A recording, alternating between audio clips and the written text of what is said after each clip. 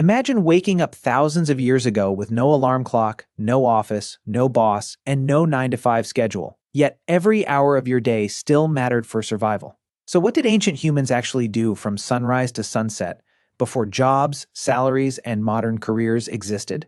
Stay with me, because archaeology and anthropology reveal how hunting, gathering, preparing food, raising children, making tools, resting, and simply surviving filled the ancient human day, and why our ancestors' daily lives were far more demanding than they appear. You wake up when your body is ready. No alarm, no schedule, no place you need to be. You sit up, stretch, and ask yourself one question: what should I do today? For 99% of human history, this wasn't a hypothetical. This was every single morning for roughly 300,000 years, and the answer to that question looked nothing like the life you're living right now. Modern humans spend about 90,000 hours of their lives working. That's roughly 1/3 of your waking existence dedicated to a job. But for the overwhelming majority of human history, jobs didn't exist. There was no employment, no wages, no boss, no career ladder to climb. So what did people actually do all day? Let's start with what we know for certain. In 1963, archaeologist Richard Lee conducted a study that would change how we understand prehistoric life. He tracked the daily activities of the Doju Hansi people in Botswana, one of the few remaining groups still living in a way that resembles pre-agricultural human life. He found that adults spent about 5 days per week acquiring food. That's roughly 17 hours. The rest of the time they did whatever they wanted. And here's the important part. This pattern shows up everywhere anthropologists look. The Hadza in Tanzania, the Akh in Paraguay, the Martu in Australia. Completely different environments, different continents. Same result? About 15 to 20 hours per week spent on survival activities. For context, you probably work twice that. Now some of you are thinking, but those are modern people. How do we know ancient humans lived the same way? Fair question, and the answer comes from bones. When archaeologists compare skeletons of ancient humans to early agricultural populations, the difference is dramatic. Farmers were shorter. Their bones show signs of nutritional deficiency. Their teeth were riddled with cavities from grain-heavy diets. They had arthritis in their spines from repetitive labor, and they died younger. Ancient human skeletons, taller, stronger, healthier teeth, less joint damage. Their bones tell a clear story. They were doing less repetitive physical labor, not more. But the most fascinating evidence comes from something archaeologists found that shouldn't exist if survival was a constant struggle: art. In 1994, explorers discovered Chauvet Cave in southern France. Inside were paintings created roughly 30,000 years ago. Horses, lions, rhinoceroses rendered with perspective, shading, and movement. These weren't crude stick figures. This was sophisticated art that required skill, planning, and most importantly, time. Someone spent hours, maybe days, deep inside a cave by firelight painting animals on a wall. Not for survival, not for food, for beauty, for meaning, for something to do. In Blambo's cave in South Africa, archaeologists found 100,000-year-old perforated shell beads, tiny holes drilled through seashells, clearly meant to be strung together as jewelry. The nearest coastline was 20 kilometers away. Someone walked 40 kilometers round trip just to collect shells, then spent hours carefully drilling holes with stone tools just to look good. In 2008, researchers found a 40,000-year-old flute carved from a vulture bone in Germany. 5 finger holes, perfectly spaced. Whoever made this understood music. They understood pitch, and they spent significant time crafting it. Not for hunting, not for defense, for music. These aren't isolated finds. Across Europe, Africa, and Asia, archaeological sites from 100,000 years ago onward are filled with evidence of decorative objects. Carefully crafted tools far more elaborate than necessary for survival, and items that required hours of focused work with no immediate practical benefit. This is what people did when they weren't securing food. They created, they decorated, they made things beautiful. So, let's reconstruct a day. You wake up around dawn. The fire from last night is still smoldering. Someone adds wood. You eat leftover meat or fish from yesterday. Maybe some nuts or berries collected the day before. Breakfast is social. People talk. They plan loosely for the day, not because they have to, because that's what humans do. Around mid-m morning, a small group might leave to hunt or gather. But here's the key. You don't go every day. If the hunt was successful 2 days ago and food is stored, You might not leave camp at all. You might spend the morning working on tools, sharpening a spear, weaving a basket, scraping an animal hide to make it soft and usable. This isn't work in the modern sense. There's no clock, no supervisor. You do it because competence matters, because being skilled earns respect, because making things well is part of being human. If hunting happens, it's not the frantic chase you see in movies. Humans are persistence hunters. We track animals at a steady jog for hours until they overheat and collapse. We're the only species that can do this effectively because we can sweat and regulate our body temperature while running. Most animals can't, so we outlast them. The hunt might take 3 to 6 hours, including travel. Then the animal is carried back and butchered. Everyone eats. And by early afternoon, the productive part of the day is essentially over. What happens next is what modern people find hardest to understand. Nothing and everything. People rest, they sit in the shade and talk, they play with children, they groom each other, picking through hair, reinforcing bonds. They make jewelry from shells or beads or animal teeth. They carve designs into bones or stones. They nap. Anthropologist James Sussman documented that among the Zhuangzi, adults spend roughly 6 hours per day in what he called social time.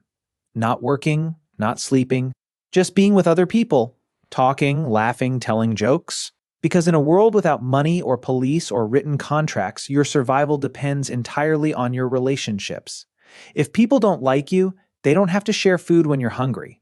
So, you invest enormous amounts of time in those bonds, not because it's productive, because it's how humans stay human. Then, the sun sets, and this is when something remarkable happens. In 2014, anthropologist Polly Wiesner analyzed hundreds of hours of conversation recordings from the Zhuangzi. During the day, conversations were practical. Who saw animal tracks where? Which plants were ready for harvest? Complaints about someone not sharing fairly. But at night around the fire, 81% of conversations shifted to stories. Myths about how the world began, tales of ancestors who did impossible things, jokes that made everyone laugh, adventures from far away. Wiesner argued that this is where human culture was actually born. Gods, spirits, the past, the future, things you can only think about when your stomach is full and you're safe.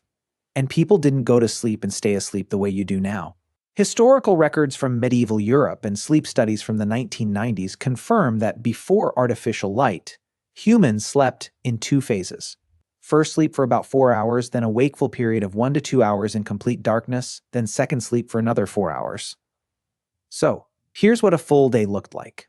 About 4 to 6 hours securing food or making tools. About 6 hours in social interaction, storytelling, grooming, playing about 8 hours sleeping in 2 separate phases, and the resting, sitting, watching clouds, doing nothing in particular, existing without needing to justify your existence through productivity. Then, about 10,000 years ago, something changed. Humans in the Fertile Crescent began planting seeds and domesticating animals.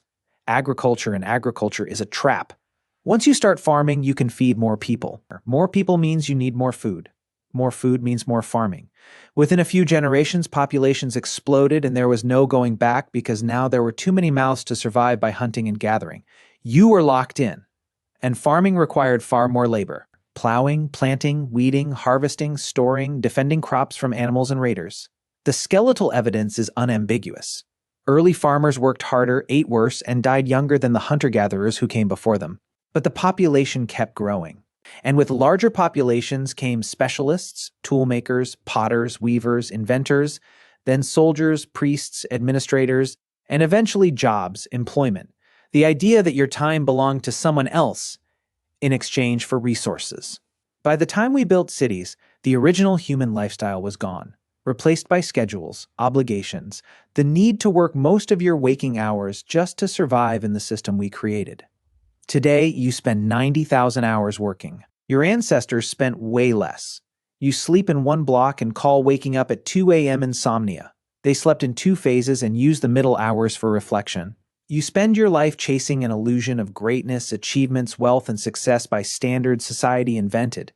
They woke up every morning already free, already enough and at peace with nothing to prove to anyone.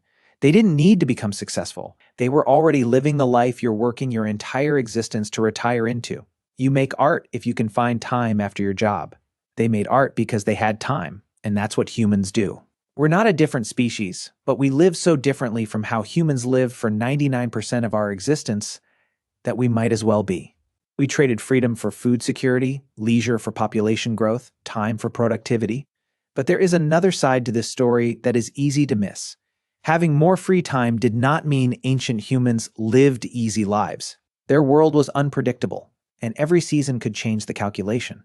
A successful hunt could provide food for days, while a failed hunt could force a group to move, search farther, or rely on foods that were harder to obtain. Rain could transform a familiar landscape.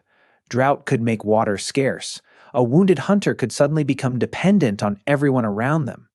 There were no supermarkets, emergency services, or savings accounts to protect a family from a bad season.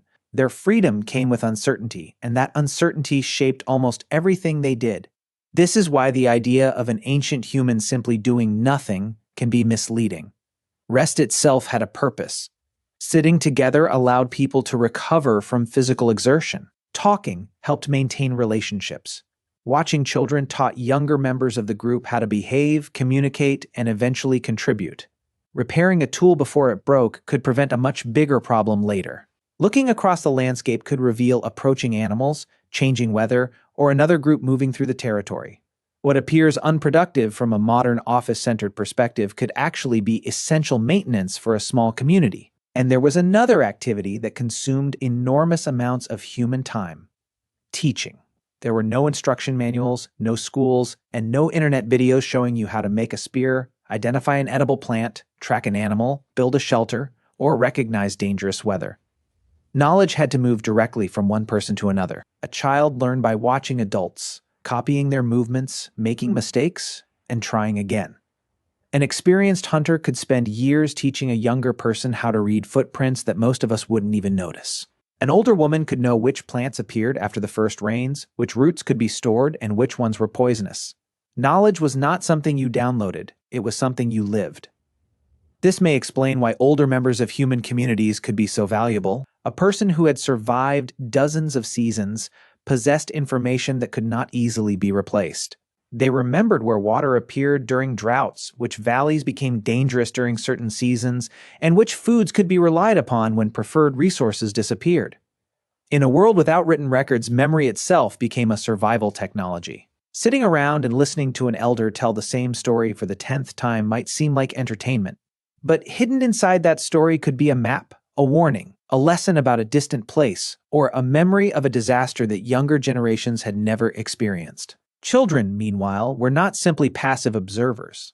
They spent enormous amounts of time playing, and researchers increasingly recognize that play can function as a form of learning. When children chased each other, climbed, threw objects, copied hunting movements, or constructed miniature shelters, they were practicing skills without the pressure of real consequences. A child could pretend to hunt an animal long before being trusted with an actual hunt. They could practice cooperation, competition, negotiation, and physical coordination through games. What looked like play was also preparation for adulthood. And adults played too. Humor, teasing, storytelling, singing, dancing, and games are not inventions of modern society. Archaeological evidence for musical instruments, ornaments, pigments, carved objects, and other forms of symbolic expression demonstrates that ancient humans were capable of spending considerable effort on activities that went beyond immediate survival. These behaviors tell us something profound about our species. Humans don't simply survive and then begin looking for meaning. The search for meaning appears to be part of how we survive. Even food preparation was more social and time-consuming than the modern experience suggests. Today, you can walk into a kitchen, open a refrigerator, and have a meal ready within minutes. For ancient humans, food might need to be cleaned, cracked, ground, roasted, smoked, dried, or cooked over a fire. Meat had to be butchered. Seeds and grains where they were used required processing. Plants had to be sorted carefully because the difference between nourishment and poison could depend on knowing exactly what you were looking at. Yet these tasks were rarely performed in isolation. Food preparation created another opportunity for conversation, teaching, cooperation, and social bonding. The fire itself became a kind of center of gravity. During daylight, people might spread across a landscape searching for food, gathering materials, hunting, collecting water, or completing other tasks. As darkness approached, the group gradually came back together. The fire provided warmth, light, protection, and a place where information could be exchanged. Someone could describe what they had seen during the day. Another person could explain where animals had moved. Children could listen to stories. Elders could correct mistakes. Plans for the following day could emerge naturally from the conversation. There was no meeting scheduled for 7 p.m. There was no calendar notification reminding everyone to attend. Social coordination happened through ordinary conversation, repeated every day. And because the group was small, individual behavior mattered enormously. If you were careless, selfish, unreliable, or constantly aggressive, people remembered. If you were generous, skilled, funny, courageous, or dependable, people remembered that too. Reputation became a kind of invisible currency long before money existed. This also meant that ancient humans had something modern people often struggle to protect: unstructured time. There were periods when nothing urgent demanded attention. You could sit beside a river. You could watch clouds move across the sky. You could repair an object slowly rather than rushing through it. You could talk with someone for an hour without checking the time because there was no reason to know exactly what time it was. The absence of clocks didn't eliminate responsibility, but it changed the psychological relationship humans had with time. Today, time is divided into increasingly small pieces: 8 hours for work, 1 hour for commuting, 30 minutes for exercise, 20 minutes for lunch, 10 minutes to answer messages, 5 minutes before the next meeting. We measure productivity constantly because modern systems depend on synchronized schedules. Ancient humans certainly understood the passage of time, the movement of the sun, the seasons, animal migrations, lunar cycles, but they did not experience time as a sequence of appointments in the modern sense.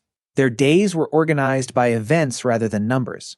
When the sun reached a certain position, you knew it was time to return.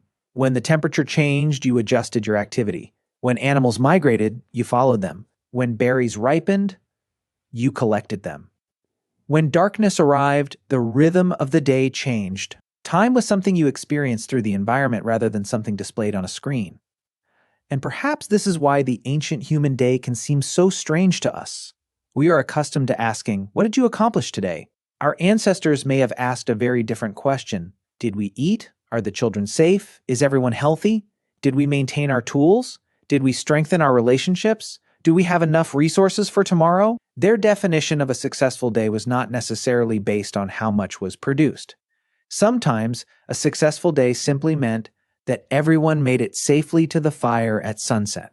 That doesn't mean ancient life was a paradise, and it would be a mistake to romanticize it. People experienced hunger, injury, disease, conflict, childbirth complications, environmental disasters, and death at rates that modern societies have dramatically reduced in many places. Life could be brutally difficult. The absence of a 9-to-5 job did not mean the absence of hardship. It meant that hardship was organized around a completely different economic and ecological system. What changed with agriculture was not simply that humans began working harder, it was that the entire structure of daily life began to change. Once people depended heavily on fields, their schedules became tied to planting and harvesting. Once communities accumulated stored food, protecting that food became increasingly important. Once permanent settlements grew larger, conflicts over land and resources became more consequential. Once people began producing surpluses, someone had to manage, distribute, record, protect, and eventually control those surpluses. And from there, something fundamentally new emerged.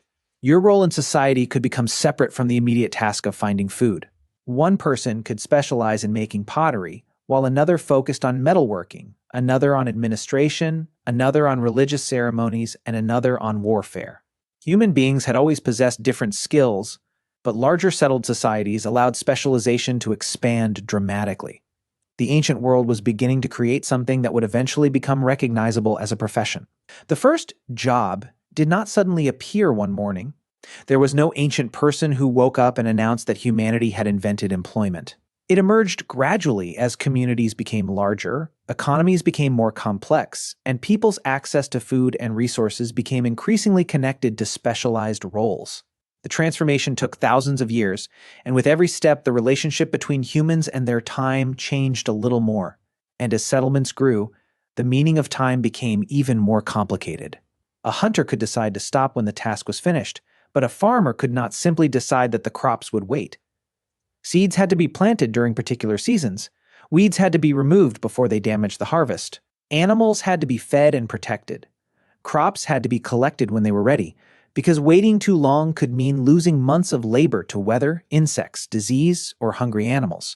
The environment was still in control, but now humans had tied themselves more tightly to its schedule.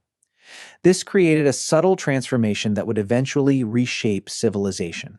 Instead of moving through the landscape in search of resources, more people began investing their labor into particular places. Houses became permanent. Storage structures became important. Fields became valuable. Boundaries became meaningful. A piece of land was no longer simply somewhere you passed through. It became somewhere you belonged, somewhere you had invested labor, and therefore somewhere worth defending. And once humans began storing more food than they immediately needed, another problem appeared. Stored food could be stolen. A successful harvest could attract outsiders. Grain could survive for months, but that also meant someone had to guard it. Communities needed rules about who could access it, who distributed it, and who was responsible for protecting it. The simple question of "what should I do today?" gradually became connected to a much larger question: what is my role in this community? That is where specialization began to transform human time. If one person could produce enough food to support several others, those other people could spend more of their time doing something else. A skilled potter could make containers for storing grain. A blacksmith could spend days working metal. A builder could focus on houses and walls. A religious specialist could perform rituals. A soldier could train for combat instead of farming every day. An administrator could keep records of taxes, supplies, land, and labor. For the first time, a person's daily activity could become a permanent identity. You weren't simply someone who hunted today and gathered tomorrow. You could become a potter, a farmer, a weaver, a soldier, a priest, a merchant, a scribe. And eventually, the idea that people should spend much of their lives performing a particular kind of work became one of the foundations of civilization. But there was a trade-off hidden inside this transformation. Specialization made societies more productive, but it also made individuals more dependent on the system around them. A person who spent every day making pottery might no longer know how to obtain enough food independently. A city resident could depend on farmers hundreds of kilometers away. A soldier depended on administrators for supplies. An administrator depended on farmers for taxes. A ruler depended on soldiers to enforce decisions. The more complex society became, the harder it became for any individual to live completely outside it. This is one reason the ancient world eventually developed enormous cities.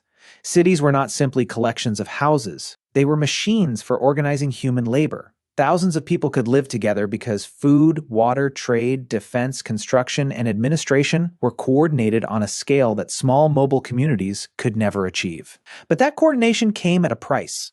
Once you lived inside such a system, your time was no longer entirely your own. A temple might require labor. A ruler might demand taxes. A military campaign might require soldiers. A construction project might require thousands of workers. A harvest might require everyone to work longer hours. The human day was becoming something that could be organized, measured, demanded, and controlled by institutions. Thousands of years later, the modern working day would take this process even further. Factories introduced synchronized shifts. Clocks became essential. Workers were expected to arrive at specific times and remain productive for specific numbers of hours. Eventually, the clock became more than a device for telling time. It became a tool for organizing human behavior. And that is why the ancient question, "what should I do today?" is so different from the modern one. For most of human history, the answer depended heavily on what nature was doing, what the community needed, and what opportunities existed around you. Today, the answer may already be decided before you wake up. Your phone tells you the time. Your calendar tells you where to go. Your employer tells you when to arrive. Your inbox tells you what requires attention. Your bills tell you how much money you need. And your alarm tells you when your body is no longer allowed to sleep. None of this means the ancient world was better. It means it was different. Our ancestors paid for their freedom with uncertainty. We have reduced much of that uncertainty through agriculture, technology, medicine, infrastructure, markets, and institutions. But in doing so, we have also created systems that demand coordination on an unprecedented scale. The strange thing is that both worlds are built around the same fundamental human needs. We still need food, we still need shelter, we still need relationships, we still need rest, we still need purpose, we still make music, tell stories, decorate our surroundings, play with children, laugh with friends, and search for meaning. The technology has changed almost beyond recognition, but the underlying human being has not. Perhaps that is the most important thing to remember when we imagine an ancient human waking up without a job. They were not waking up into an empty day. They were waking up into a world filled with responsibilities, relationships, skills, dangers, discoveries, and possibilities. Their lives were not measured by paychecks, they were measured by seasons, by successful hunts, by healthy children, by fires that survived the night, by friendships maintained, by knowledge remembered, by food gathered before the weather changed, and by another sunset reached safely together. So when we ask, what did ancient humans do all day without jobs? The answer is not that they had nothing to do. Their entire understanding of time was different from ours. They hunted, gathered, prepared food, made tools, cared for children, taught one another, repaired shelters, created art, told stories, played, rested, and maintained the relationships that held their communities together. Their work was not separated from life, it was life itself. For hundreds of thousands of years, humans lived without offices, salaries, career ladders, or alarm clocks. They didn't wake up wondering whether they were productive enough. They woke up asking what their family and community needed that day. But history eventually changed that rhythm.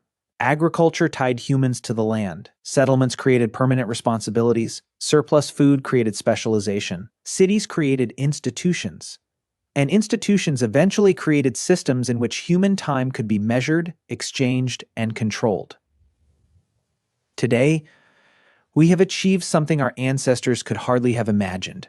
We can produce more food, travel farther, communicate instantly, survive diseases that once devastated entire populations, and live longer than most people in the ancient world ever could.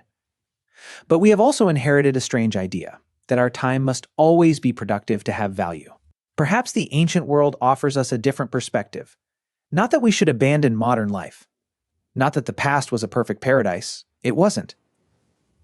Ancient humans faced hunger, disease, violence, injury, and uncertainty that we should never romanticize.